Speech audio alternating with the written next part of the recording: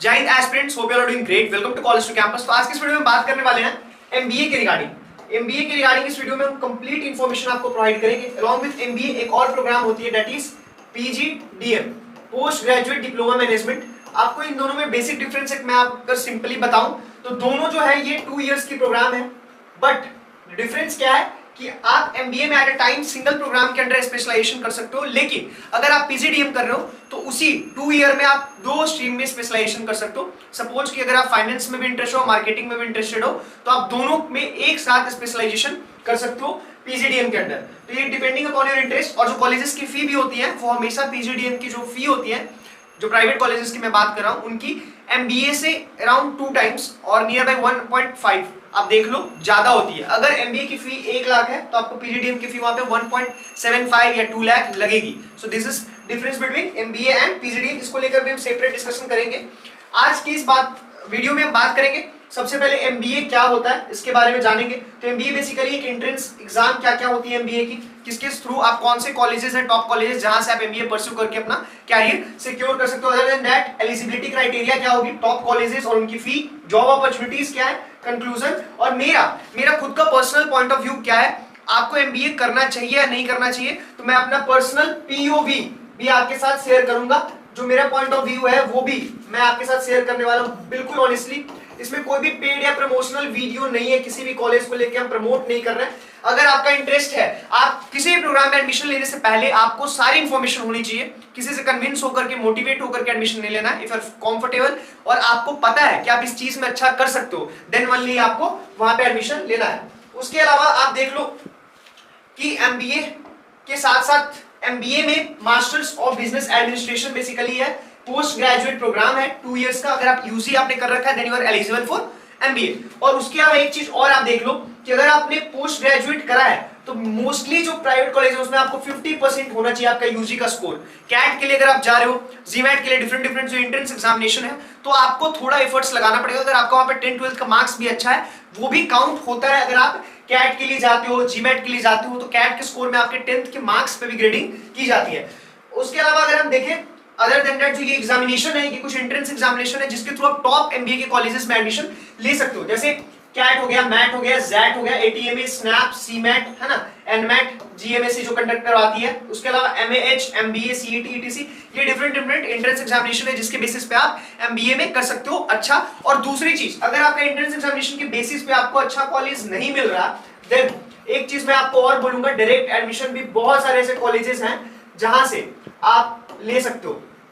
तो ये जो डायरेक्ट एडमिशन है इसमें कई बार क्या होता है कि due to lack of information आप यहाँ पे एक्स्ट्रा डोनेशन देकर के आते हो, तो आपको एक्स्ट्रा डोनेशन पे करने से बचना है ना जी, क्योंकि आपके पेरेंट्स काफी एफर्ट्स के साथ अर्न करते हैं। इस चीज को आपको नहीं भूलना है। हमारे पास ऐसी मल्टीपल अपॉर्चुनिटी है और जो हमारी टीम है केवल और केवल आपको एडमिशन रिलेटेड गाइडेंस नहीं प्रोवाइड करने वाले, बट अदर देन दैट आपको प्लेसमेंट कैसे अच्छा सिक्योर करना है, हमारी टीम 24/7 आपकी हेल्प के लिए अवेलेबल है। अब बहुत सारी क्वेरीज जो आपकी आती है वो हमसे आप पूछ सकते हो, हमारा लाइव सेशन ज्वाइन कर सकते हो। हम आपको बिल्कुल ऑनेस्टली हेल्प करेंगे। If you are not comfortable at a virtual mode, then आप हमें फिजिकली भी विजिट करके मिल सकते हो। वहां पे भी हमारी टीम जो है वो 24/7 आपकी हेल्प के लिए अवेलेबल है। अब जो डायरेक्ट एडमिशन रिलेटेड जितने भी क्वेरीज हैं उनमें टॉप कॉलेजेस इस सीरीज में आएंगी।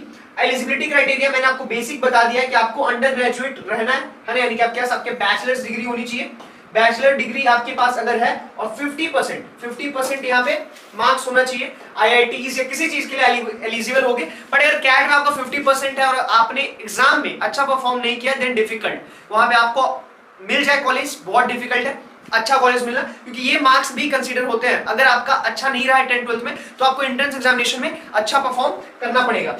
उसके बाद आप देख लो कि ये सारे परसेंटेज बेस्ड कैसे कैसे एग्जामिनेशन मिलती है, ये सारा मैंने मेंशन कर दिया। अलग अलग सिचुएशंस में किस किस तरह से एग्जामिनेशंस में आपको परफॉर्म करना होगा। ये कुछ टॉप कॉलेजेस हैं, कुछ इंस्टीट्यूट्स हैं एमबीए की जहां से आप एमबीए परस्यू करके अपने कैरियर को सिक्योर कर सकते हो। उनका फीस स्ट्रक्चर मैंने मेंशन कर दिया है, आप स्क्रीनशॉट यहां से ले सकते हो अगर आपका इंटरेस्ट है। बहुत सारे इसमें से प्राइवेट कॉलेजेस भी हैं। एक क्वेश्चन और स्टूडेंट्स का मैं आपको बताता चलूं, कई बार क्या होता है कि due to lack of information आप प्राइवेट इंस्टीट्यूट्स में भी स्टूडेंट क्रेडिट कार्ड अवेलेबल है। बिहार गवर्नमेंट तो बहुत ज्यादा सपोर्ट करे स्टूडेंट्स को, इवन बंगाल में, झारखंड में जो स्टूडेंट क्रेडिट कार्ड की फैसिलिटी बिहार गवर्नमेंट ने अब इसका लोन का जो टाइम है वो भी बढ़ा दिया। इसमें मैंने सेपरेट वीडियो अपलोड कर रखा है। तो आप स्टूडेंट क्रेडिट कार्ड के लिए भी जा सकते हो और इजीली एक अच्छे इंस्टीट्यूट से आप एमबीए परस्यू करके अपना कैरियर सिक्योर कर सकते हो। अगर आप फाइनेंशियली साउंड बैकग्राउंड से आ रहे हो, नो नीड टू वरी, हम और हमारी टीम आपके हेल्प के लिए ऑलवेज अवेलेबल है। आपको किसी तरह का भी चैलेंज आ रहा है, आप हमारी टीम से कांटेक्ट करो। ये भी कुछ कॉलेजेस हैं, आप यहाँ चेकआउट कर सकते हो। प्रैक्सिस बिजनेस स्कूल कोलकाता हो गया, कैलकाटा बिजनेस स्कूल, इसमें भी कल तक चैनल पे मोस्ट प्रोबेबली जब ये वीडियो आप देखोगे इसके next day, very next day इस पे वीडियो आ जाएगी। अमेठी यूनिवर्सिटी कोलकाता, यहाँ पे भी आप, ये सारी प्राइवेट कॉलेजेस जहाँ पे डायरेक्ट एडमिशन होती है। उसके अलावा आप ये फी तो देख रहे हो, बट बहुत सारी स्कॉलरशिप प्रोग्राम्स होती हैं, आपको उनके बारे में पता नहीं चल पाता, स्कॉलरशिप प्रोग्राम के बारे में, और आप उस चीज को अवेल नहीं कर पाते हो। तो स्कॉलरशिप अपॉर्चुनिटीज भी है आपके पास, तो उस चीज को भी आपको सर्च करते रहना है, क्योंकि आपको बहुत सारी मल्टीपल स्कॉलरशिप अपॉर्चुनिटी के को अवेल करके आप अपना जो ट्यूशन फी है उसमें डिडक्शन करा सकते हो और एमबीए परस्यू कर सकते हो। अब कुछ एमबीए में स्पेशलाइजेशन, आपने ये तो डिसाइड कर लिया कि लो जी मुझे एमबीए करनी है, बट एमबीए करनी है तो एमबीए के अंदर किस चीज में स्पेशलाइजेशन करनी है, तो आप फाइनेंस के अंदर कर सकते हो अगर आपका इंटरेस्ट है। जो मैं आपको बता रहा था पीजीडीएम के बारे में, तो आप अगर एमबीए करो तो आप एक स्ट्रीम में या तो फाइनेंस में कर लो, या ह्यूमन रिसोर्स मैनेजमेंट में कर लोगे, या मार्केटिंग में कर लोगे। बट अगर आप पीजीडीएम करो तो इनमें से किसी भी 2 प्रोग्राम्स है ना, 2 प्रोग्राम्स में एट अ टाइम आप कर सकते हो स्पेशलाइजेशन।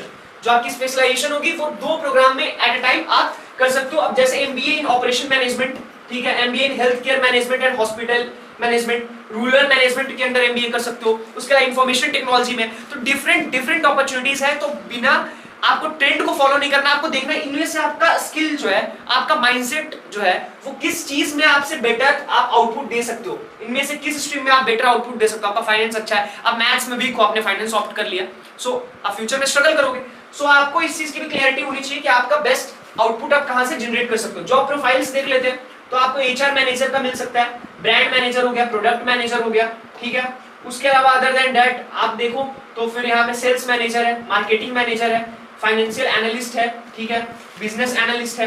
तो ये सारी अपॉर्चुनिटीज आपको मिलेंगी। तो अगर आपको लग रहा है कि इन जॉब प्रोफाइल्स में आप कंफर्टेबल हो, ये जॉब प्रोफाइल्स जो मैंने इधर मेंशन करा है आप इसमें अच्छा कर सकते हो, तो आप एमबीए के लिए जाओ। अदरवाइज मल्टीपल अपॉर्चुनिटीज है, क्योंकि आप जो भी प्रोग्राम्स कर रहे हो, मैं फिर से आपको रिपीट करता हूं, जो भी प्रोग्राम्स आप कर रहे हो इसका बेसिक गोल है, कुछ ही होंगे 5% स्टूडेंट्स जिनका इंटरेस्ट, आप अच्छा इनकम जनरेट कर पा रहे हो कि नहीं। तो एमबीए आपको एक अपॉर्चुनिटी प्रोवाइड करती है जहां से प्राइवेट सेक्टर में अच्छा इनकम जनरेट कर सकते हो, क्योंकि action speaks louder than words नहीं, नाउअडेज क्या चल रहा है, money speaks louder than words, है ना, अनटिल और अनलेस आप कोई फिलोसोफर नहीं हो, ठीक है।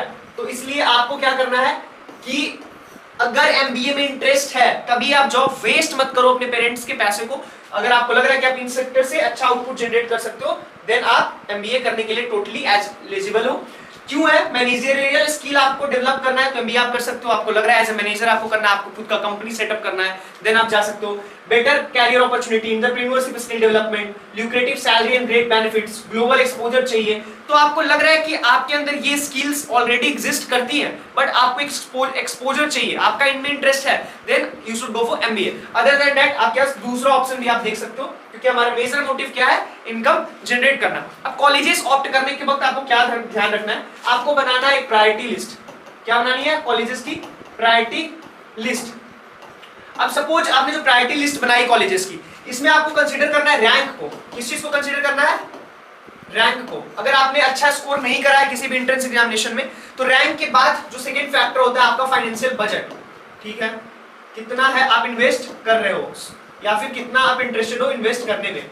उसके अलावा तीसरा जो फैक्टर होता है दैट इज योर इंटरेस्ट। अगर आपको रैंक के बेसिस पे कोई प्रोग्राम मिल रहा है, फाइनेंस मिल रहा है आपको, आपका इंटरेस्ट है मार्केटिंग में, तो आप अपने इंटरेस्ट को देखो, उस कॉलेज के रेपुटेशन के बेसिस पे आप एडमिशन नहीं लेना है, खुद भी सर्च करते रहना है, खुद से भी इंटरनेट पे आप टाइम स्पेंड करते हो, वहां पे देखना है आपको।